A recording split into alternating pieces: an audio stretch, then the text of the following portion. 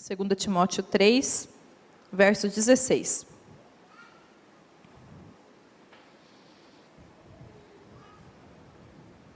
Diz assim: toda a Escritura é inspirada por Deus e útil para o ensino, para a repreensão, para a correção e para a educação na justiça. Toda a Escritura é inspirada por Deus e útil para o ensino, para a repreensão, para a correção e para a educação na justiça. Feche seus olhos. Senhor Deus, nós te agradecemos e te pedimos que venha conduzir e venha falar aos nossos corações aquilo que o Senhor tem para ministrar. Nos conduza, Pai, esteja conosco. Te agradecemos em nome de Jesus. Amém. O conceito de educação, e aqui nós vemos um versículo falando sobre educação, sobre a importância de toda a palavra de Deus para a educação. E o conceito de educação nos parece algo novo. A nossa sociedade gosta muito dessa ideia de civilização, de educação, de escolarização, de formação. E muitos de nós entendem que é um conceito novo, um conceito que a nossa sociedade aprova, no Brasil principalmente, Brasil, todos pela educação. Tem um enfoque, uma ênfase muito grande em educação. Nós gostamos, queremos educação, queremos ser bem educados, queremos uma boa formação escolar e valorizamos o conceito de educação, como se fosse algo novo, algo próprio do nosso tempo. No entanto, o conceito de educação ele é muito mais antigo do que nós pensamos. E quando nós olhamos para as civilizações antigas, para as civilizações ágrafas, antes da grafia, antes mesmo da escrita, o conceito de educação ele já existia. E esse conceito de educação, nessas civilizações antigas, ele estava diretamente ligado com o conceito de religião. A educação ela servia para a religião. Nas civilizações antigas, eram educados, eram ensinados os povos para saber manipular a terra, manipular o fogo e, dessa forma, cultuar e adorar aos seus deuses, aos deuses pagãos. Mas com o povo hebreu, essa ideia de educação, ela ganha um significado novo, ela ganha um valor muito maior. Porque Deus é educador por excelência. E se a gente olhar a Bíblia dentro de uma perspectiva pedagógica também, nós vamos ver Deus preocupado com o ensinamento do seu povo. Deus chama um povo para si e ele se responsabiliza pela educação e pela condução daquele povo. E Deus, como educador por excelência, dá ensinamentos claros de como o povo deveria proceder. Então, a educação do povo hebreu, ela agia de uma forma muito mais real, porque Deus estava ali sendo o educador daquele povo, e dizendo como eles deveriam agir e como eles deveriam ser como um povo de Deus. Quando a gente pensa também no contexto do Antigo Testamento, dentro do Pentateuco, o conjunto dos 5 primeiros livros, a gente vê em vários momentos Deus falando ao seu povo: quando seus filhos perguntar, você dirá. Deus é educador do povo e Deus educa o povo para educar os seus filhos. Existe uma preocupação constante com o ensino. E aí eu quero convidar você a abrir sua Bíblia novamente comigo, em Deuteronômio capítulo 6.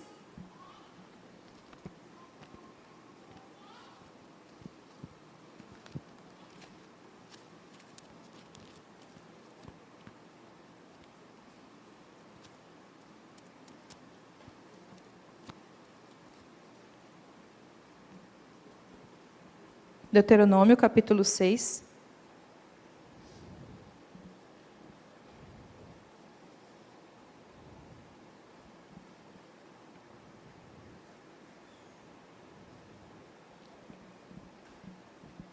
Nós vamos ler do verso 4 ao 9. Ouve, ó Israel, o Senhor nosso Deus é o único Senhor. Amarás, pois, o Senhor teu Deus de todo o teu coração, de toda a tua alma e de toda a tua força. E essas palavras que hoje te ordeno estarão no seu coração. Tu as inculcarás a teus filhos e delas falarás, assentado na tua casa, andando pelo caminho, ao deitar-te e ao levantar-te. Também atarás como sinal a tua mão e te serão por frontais entre os olhos, e escreverás nos umbrais da tua casa e nas tuas portas. Nós já lemos esse texto numa outra versão, numa outra tradução. E esse texto ele mostra para nós a importância da educação cristã no ambiente familiar. Uma vez que Deus chamou o seu povo, Deus ensina esse povo como que eles deveriam ser educadores. E a educação cristã no ambiente familiar, ela revela a soberania de Deus. Só existe um Deus. Só existe um único Senhor. O Deus de Israel é o verdadeiro Deus. E por isso, o povo de Israel deveria ensinar persistentemente. Não existia um momento de culto onde o ensino era separado. A instrução do nosso Deus era que o ensino deveria ser feito continuamente e constantemente no ambiente do lar. Não existia só um tempo, um cultinho familiar, um tempinho reservado, não. O ensino era feito de uma forma formal e informal em todas as ações familiares. Em todo o tempo, Deus deveria ser ensinado. E assim, a soberania de Deus seria manifestada. Nós estamos falando de um povo que estava no meio de uma cultura pagã, que existiam muitos deuses ao redor.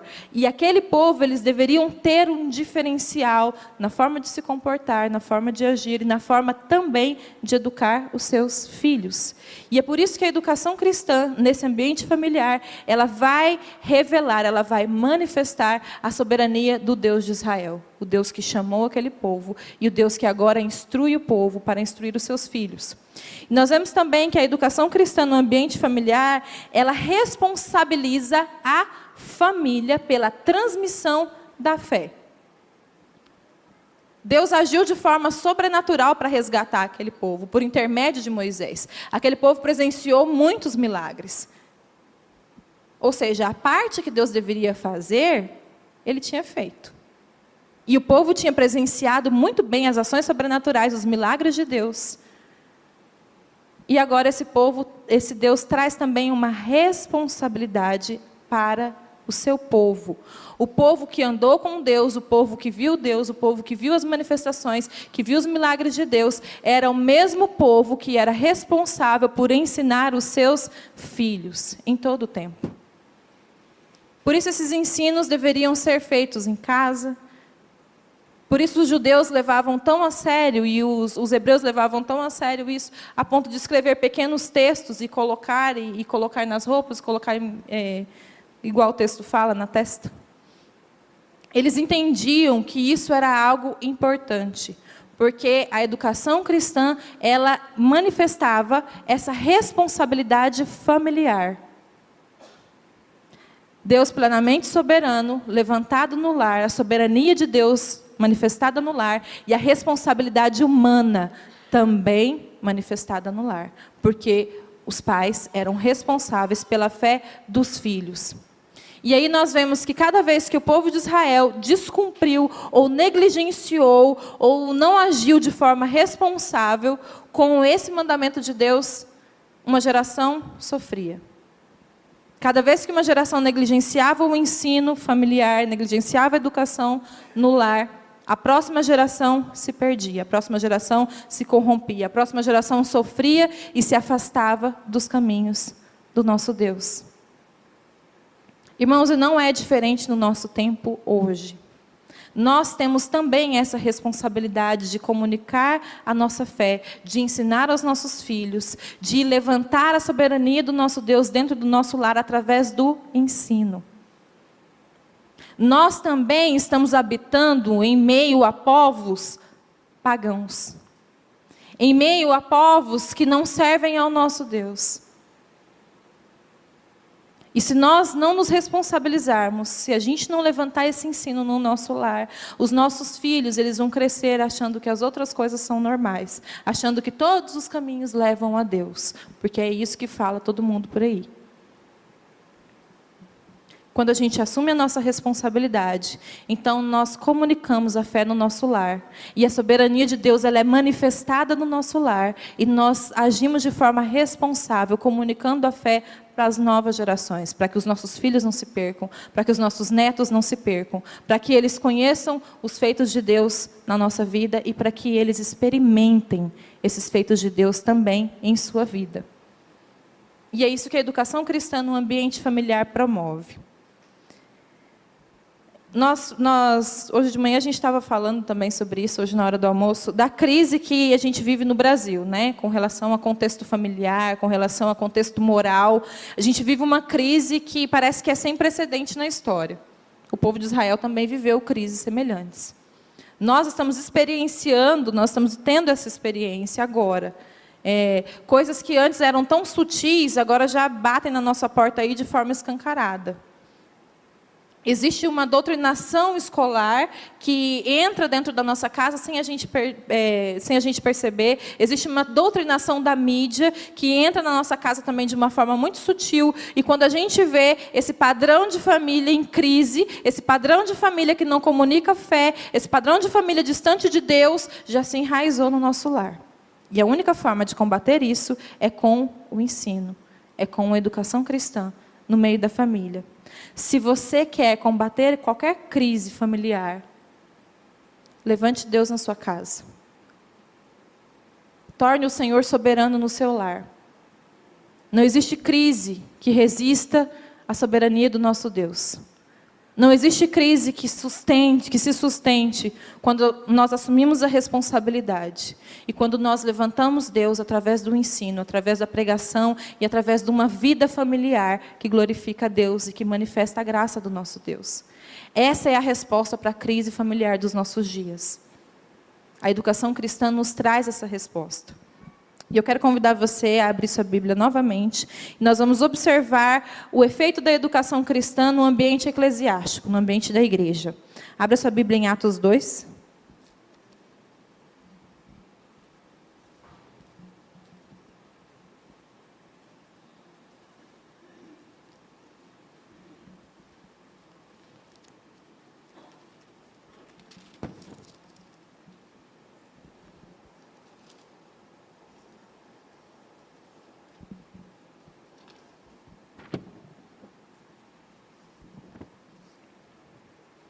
Atos 2, do versículo 42 ao 47.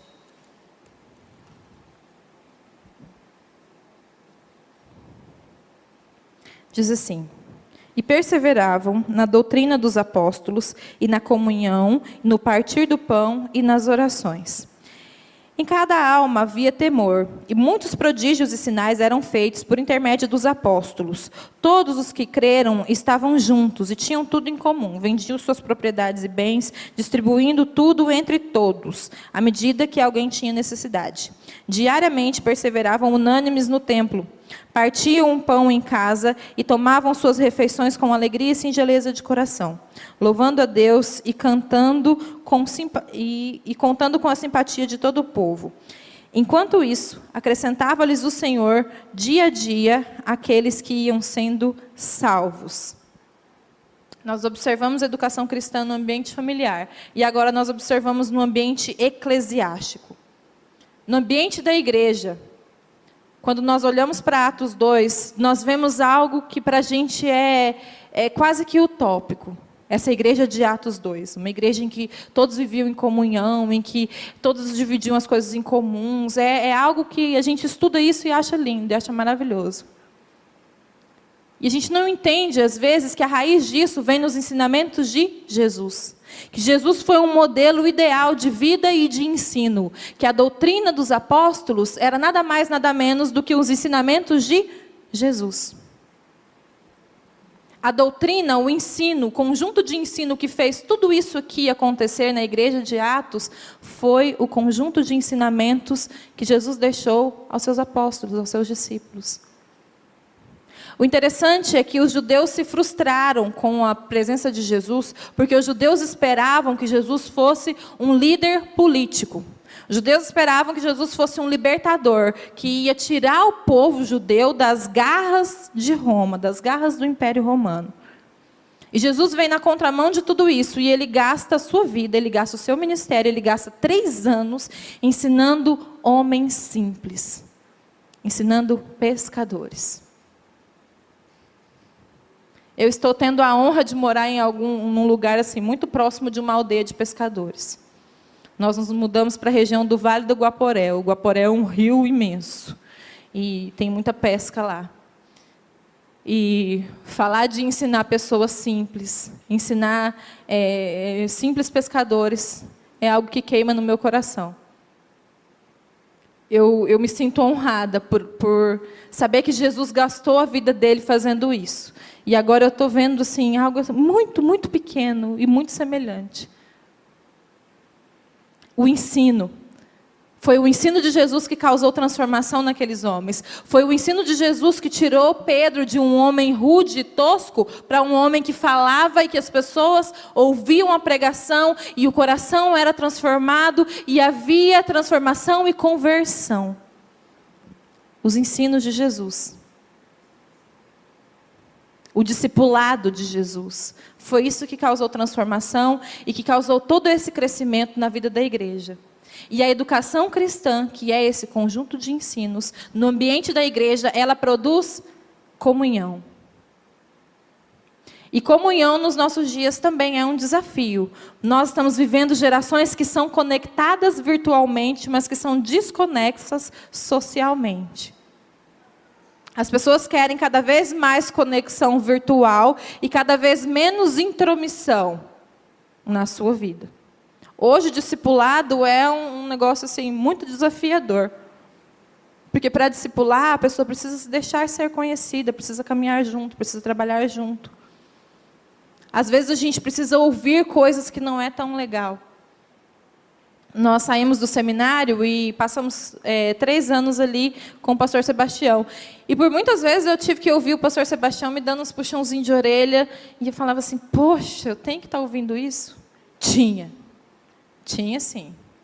E como Deus usou a vida do pastor Sebastião para me moldar, para me trabalhar. Eu estava até conversando com a pastora sobre um pastor em comum também que Deus usou para nos trabalhar, para nos moldar na época de seminário. Discipulado é isso. É a gente deixar as pessoas entrar na nossa vida, trabalhar na nossa vida através da ação do Espírito Santo. E aí a comunhão real acontece. Da mesma forma que aconteceu na igreja de Atos. Existia uma comunhão entre os irmãos, porque o ensino promovia a comunhão. E o mesmo ensino que promovia a comunhão, promovia no ambiente da igreja o crescimento. Todos nós que pastoreamos sonhamos com uma igreja em crescimento, em constante crescimento. E às vezes o nosso coração humano, ele vai buscar técnicas de crescimento. É interessante que hoje em dia a gente tem pessoas especializadas em tudo, né?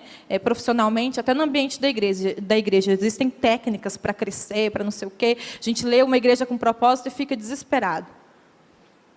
Mas a grande técnica, o grande segredo do crescimento é o ensino. A educação cristã no ambiente da igreja. Enquanto a igreja está ensinando, enquanto a igreja se ocupa em ensinar, enquanto a igreja se ocupa em educar os seus líderes, em educar o seu povo, essa educação na justiça, essa educação que às vezes corrige, essa educação que manifesta Jesus como um padrão, como um modelo real de vida e de prática, enquanto a igreja se ocupa com isso, com educação, a igreja se manifesta, a igreja vai crescendo em comunhão e vai crescendo em pessoas. E a ação do Espírito Santo vai trabalhando. E Deus acrescenta aqueles que são salvos. Quem faz é o Espírito Santo. O nosso trabalho é ensinar. É nos preocupar com o ensino. É estudar, é oferecer o nosso melhor. Tudo isso que nós falamos nos treinamentos, que a gente traz esse conceito diferente de educação cristã com as crianças, choca algumas pessoas no ambiente da igreja. Porque a gente está acostumado a oferecer para as crianças o mínimo. A gente está acostumado a não se programar, a e aí o meu cérebro de geração Y já me traz um monte de coisa na mente. Mas assim, nós não treinamos os nossos líderes de ministério infantil. Em todos os lugares que nós vamos, como equipe relevo, que eu já fui, mas o Robert e o Cara estão a equipe lá em Rondônia, a gente nunca encontrou uma líder de ministério infantil que falou assim, fui treinada pelo meu pastor, pelo meu líder. Tantos anos fui treinada. A maioria das líderes de ministério infantil fala assim: as crianças estavam atrapalhando a igreja, não tinha ninguém para ficar no culto, aí a gente não sabia o que fazer, aí de repente a gente se dispôs e começamos, a gente não sabia o que fazer, não tinha material, mas a gente foi. Irmãos, dessa forma, sem intencionalidade, sem planejamento, sem preparo, sem estudo, a gente nunca vai conseguir oferecer o nosso melhor, por mais que a gente doe o nosso sangue. Deus vai agir, é claro, com graça e com misericórdia, mas as possibilidades que nós teríamos, nos ocupando com o ensinamento, buscando melhores recursos, nos capacitando a cada dia, participando de uma conferência como essa, abre muitas possibilidades para que a comunhão exista e para que o crescimento aconteça. O crescimento ele só vai acontecer através do ensino, através da educação cristã. E aí, na igreja também, nós partilhamos de uma crise no tempo atual. Uma das crises da igreja se chama serviço. É tão difícil encontrar pessoas para servir em qualquer área da igreja. As pessoas não querem servir porque elas não foram ensinadas a servir. Servir é sempre um desafio. Quando a gente precisa de voluntários, todo mundo corre, todo mundo some. A gente fica gritando, igual eu hoje de manhã: voluntários, voluntários, cadê os voluntários? E não tem voluntários. Porque as pessoas não foram ensinadas. E da mesma forma, como a educação cristã no ambiente familiar é a resposta para essa crise moral, para essa crise familiar, a educação cristã no ambiente da igreja é a resposta para essa crise, para esses cristãos que não aprenderam a servir, que não aprenderam a compartilhar, que não sabem o que é comunhão e que estão mirrados, que poderiam crescer, ser edificados, servir, mas estão mirrados. A educação cristã é a resposta para a nossa crise no ambiente da igreja. Quando nós investirmos em educação cristã, em ensinamento, no ambiente da igreja, no ambiente da família, aí nós teremos frutos e resultados permanentes. Aí o Senhor vai nos acrescentar a cada dia, como igreja e como família. E eu quero te convidar a acompanhar também o resultado da educação cristã na vida prática. Abra sua Bíblia comigo em 2 Timóteo 3.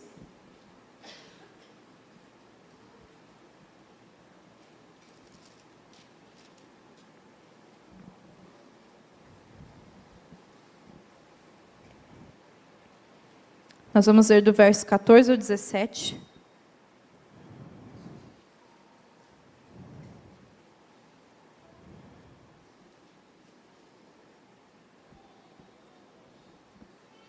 Segunda Timóteo 3, 14 a 17.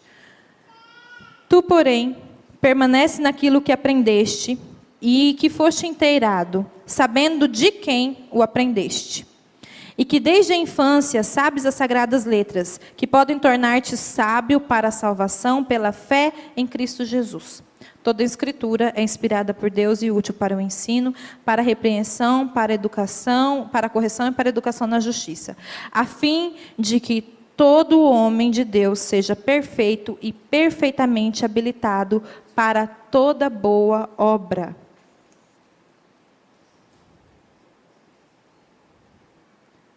Eu acho fabuloso esse texto, porque o contexto aqui é Paulo dando instrução a Timóteo, esse jovem pastor, e Paulo, um grande mestre, um grande líder, um grande apóstolo, um grande plantador de igreja, ele poderia começar os conselhos, ou poderia terminar os conselhos, falando para Timóteo: olha, permanece fiel naquilo que eu te ensinei, que eu gastei tempo ensinando você. Mas não.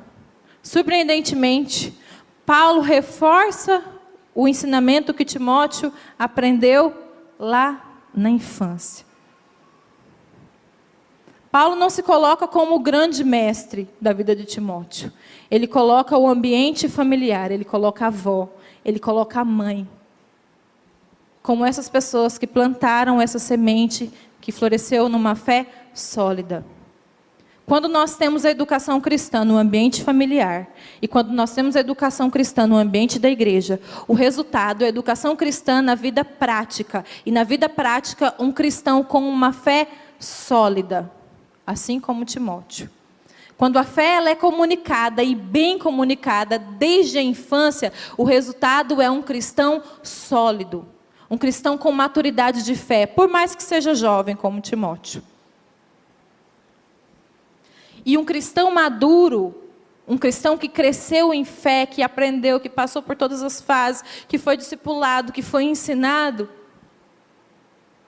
ele é um homem ou uma mulher habilitado e perfeitamente capaz de desenvolver toda e qualquer boa obra. Esse é o padrão de Deus para os nossos tempos hoje. Esse é o padrão de Deus para os nossos jovens, para a nossa geração, para os nossos filhos. Uma educação cristã na vida prática, que foi primeiro vivenciada no ambiente familiar e no ambiente eclesiástico. E que como resultado nós temos jovens com uma fé solidificada. E nós temos jovens perfeitamente capazes de desempenhar qualquer boa obra. E aí, qual pai que não quer o seu filho desempenhando grandes e boas obras? A gente sonha que os nossos filhos se formem, sejam grandes pessoas. A minha filha tem apenas 8, ela fez 8 meses ontem. E eu olho para ela e já fico pensando, será que vai ser médica? Será que vai ser advogada? Será que vai ser engenheira? Será que vai ser cantora gospel? Não sei. Não sei. Mas o que eu quero é que a minha filha seja uma pessoa que desenvolva bem, que ela trabalhe com caráter e trabalhe com empenho em tudo que ela for fazer. Que ela seja essa menina, essa jovem, apta para toda boa obra. E eu creio que a minha filha vai ser, porque eu estou desempenhando na vida dela um papel de mãe e um papel de educadora. Eu me preocupo com o desenvolvimento espiritual da minha filha. Hoje, não só com o cuidado, mas também com o desenvolvimento e com a necessidade espiritual. E nós vemos aqui Paulo falando de uma mãe e de uma avó que se preocuparam com a necessidade espiritual de uma criança, de um menino, que se tornou perfeitamente habilitado para uma boa obra. Nesse texto, a gente não ouve nada a respeito do pai de Timóteo. Não sabemos se ele era grego, não sabemos se ele ensinou o filho, é bem provável que não. Esse pai não se responsabilizou pela educação do filho, pela educação espiritual. Mas houve alguém que se responsabilizou. E recentemente eu preguei esse sermão lá na nossa igreja em Costa Marques, e depois uma avó nos procurou. E passou a situação que ela estava enfrentando naquele momento, compartilhou conosco, nos pediu ajuda. Aquela avó se responsabilizou pela fé, pela vida espiritual, pelo desenvolvimento espiritual daquele neto. Muitos de vocês aqui que frequentam essa igreja, que vão ver o ministério infantil funcionando aqui nessa igreja, de repente, essa criança que está na sua família, que você traz, ela não é o seu filho. De repente é um sobrinho, de repente é um neto. Mas que você seja responsável pela vida espiritual, que você seja responsável por trazer essa criança. Porque você pode influenciar, você pode plantar uma semente que vai florescer num jovem habilitado para toda boa obra.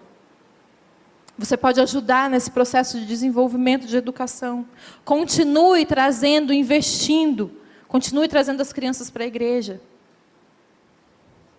E aqui, irmãos, nós estamos falando das responsabilidades tanto da família quanto da igreja. E aí nós vemos o resultado de uma fé na vida prática, quando nós assumimos essa responsabilidade. Não interessa quem não está assumindo, não interessa se o pai não está assumindo, não interessa se as pessoas principais responsáveis não estão assumindo. Nós podemos assumir pelas crianças que estão próximas a nós. Tudo que eu falei aqui sobre o ministério infantil, nos dias de ontem, né, nos 2 momentos de palestra, eu assumi uma responsabilidade. Eu ainda não tinha filhos quando eu comecei a ministrar para as crianças. Quando eu comecei a falar. O que vocês estão ouvindo aqui hoje, eu desenvolvi há mais de 2 anos, quando eu nem pensava no rostinho da Teodora ainda. Mas eu assumi uma responsabilidade de comunicar o Evangelho para as novas gerações. De comunicar o Evangelho para aqueles que estão próximos a mim. Eu assumi essa responsabilidade com a minha região. Quando eu cheguei em Rondônia, as pessoas não conheciam esse novo modelo de ministério infantil. E eu não achei justo ficar apenas para a nossa igreja, tanto que a gente montou essa equipe e viemos trabalhando desde então, para impactar outras igrejas. O que nós estamos fazendo é despertando pessoas para essa responsabilidade. Porque hoje as nossas crianças estão carentes, estão sedentas. Se nós não fizermos a nossa parte, nós vamos perder uma geração inteira. Timóteo é o padrão, é o resultado. Quando a educação cristã ela é desenvolvida na família e quando a educação cristã é desenvolvida na igreja. Nós temos jovens perfeitos, com uma fé sólida, perfeitamente habilitados para toda boa obra. Quer que seu filho seja um bom médico? Ensine. Quer que seu filho seja um bom professor? Ensine. Quer que ele seja um bom farmacêutico? Ensine.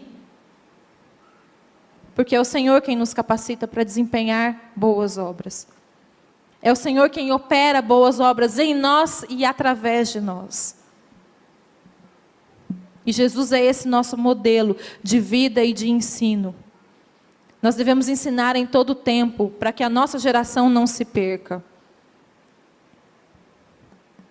Hoje eu estou tendo a honra de ministrar e de ver rostos familiares, de ver pessoas da minha família nessa igreja. Eu tenho um tio que mora em Cuiabá há bastante tempo, irmão da minha mãe, e uma tia e primos que moram aqui, e hoje eles estão me ouvindo ministrar, me ouvindo falar.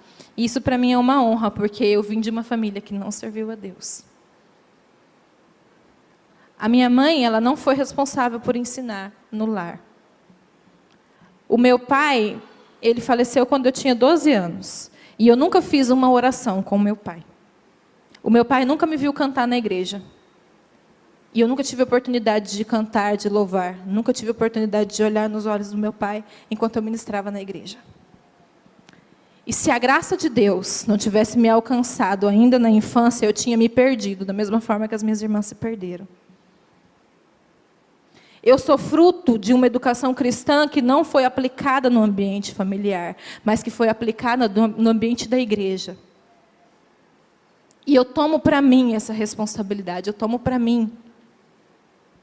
Porque eu sei o desastre que a falta da educação cristã no ambiente familiar causa. E eu não estou dizendo, irmãos, ambiente cristão, ambiente não cristão. Muitas vezes nós temos um ambiente doméstico cristão que não tem o ensino.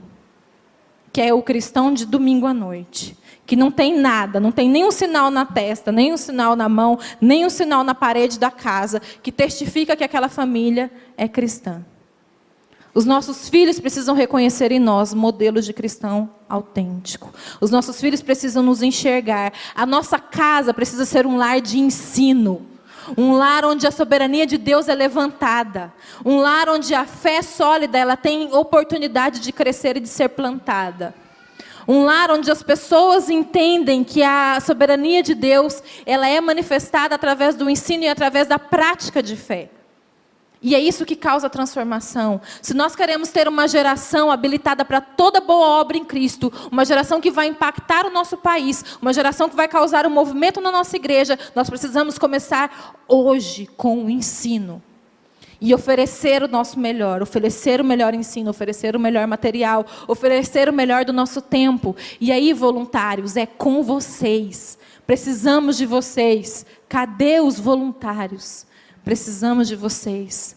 Tomem essa responsabilidade para si.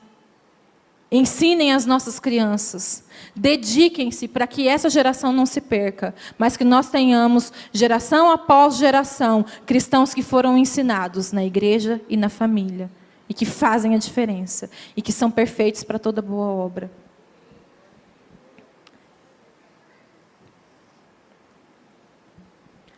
Hoje nós temos teorias de educação que também manifestam as religiões e as culturas do nosso tempo. Da mesma forma como nas sociedades antigas, nas civilizações antigas, a religião manifestava a cultura pagã, os deuses pagãos, a educação manifestava a cultura pagã. Hoje, no nosso meio, nós temos vários modelos educacionais que manifestam cultura pagã, que manifestam espíritos do tempo, espíritos da época. E que muitas vezes estão entrando dentro das nossas casas, das escolas das nossas crianças. E nós precisamos urgentemente combater esses ensinamentos, esses falsos ensinamentos, permanecendo fiéis naquilo que nós aprendemos. Permanecendo firme no nosso ensinamento dentro do nosso lar. Para que a geração que vier após mim, após você, possa conhecer os feitos do nosso Deus. Eu quero encerrar, mas eu quero fazer uma dinâmica. E se você, por um acaso, não lembrar de nada que eu falei aqui, você vai lembrar dessa dinâmica. Eu quero pedir para trazer aqui 3 cadeiras.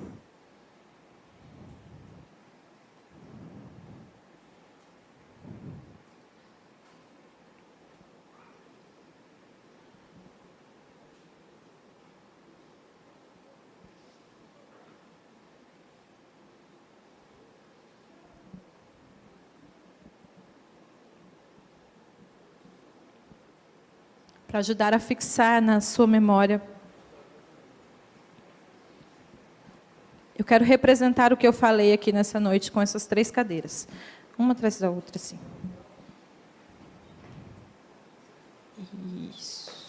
Isso. Obrigada. O que eu estou dizendo é que existe uma geração que andou com Deus, que conheceu Deus. Logo após, tem outra geração que conheceu Deus na vida dos seus pais, que viu Deus na vida dos pais, e que não transmitiu, que não ensinou para os filhos. E como consequência, nós temos uma geração que se distancia de Deus. Isso é um movimento cíclico, que acontece repetidamente na Bíblia. Nós temos Abraão, um homem que andou com Deus, que conheceu a Deus. Nós temos Isaac.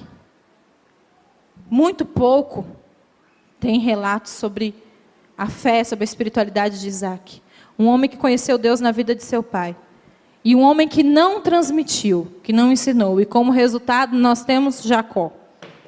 Usurpador, enganador, homem que se distanciou de Deus. Deus tinha um plano, resgatou, transformou, chamou a Israel. Nós temos a geração de Moisés, a geração que saiu do Egito, que vivenciou, que presenciou as ações de Deus, que vivenciou os milagres. Nós temos a geração de Josué, que poucos decidiram servir a Deus, que muitos conheciam Deus ainda na vida de seus pais. E nós temos a geração dos juízes. Cada um fazia o que era reto aos seus próprios olhos. Uma geração que se envolveu com idolatria. Uma geração que se envolveu com violência, porque conhecia apenas os feitos de Deus, não conhecia Deus em sua totalidade, em sua essência. Nós temos Davi, um homem segundo o coração de Deus, um homem que conquistou territórios, um homem que governou de acordo com o que Deus tinha para ele. Nós temos Salomão, um homem sábio, que também conheceu Deus na vida de seu pai, mas que não ensinou a seu filho, Roboão, cruel, divisor do reino, que não glorificou a Deus com seus feitos, que não fez boas obras, que não glorificou a Deus com sua vida. Hoje existe um risco nas nossas igrejas. Se nós não comunicarmos a nossa fé de geração em geração, os nossos filhos vão conhecer o Deus dos avós, o Deus dos pais, mas vão se distanciar de Deus, vão se perder. Nós temos uma geração inteira na corda bamba, que a qualquer momento pode se perder. existe uma responsabilidade, existe um chamado.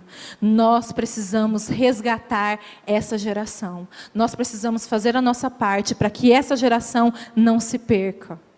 Para que essa geração conheça a Deus, vivencie, tenha experiências de fé. E para que Deus seja glorificado de geração em geração. Porque é isso que o nosso Deus tem para nós. Vamos ensinar, vamos comunicar a nossa fé. Vivenciar a educação cristã no ambiente familiar, no ambiente da igreja. E ter uma geração resgatada, restaurada e perfeitamente habilitada para toda boa obra. Amém.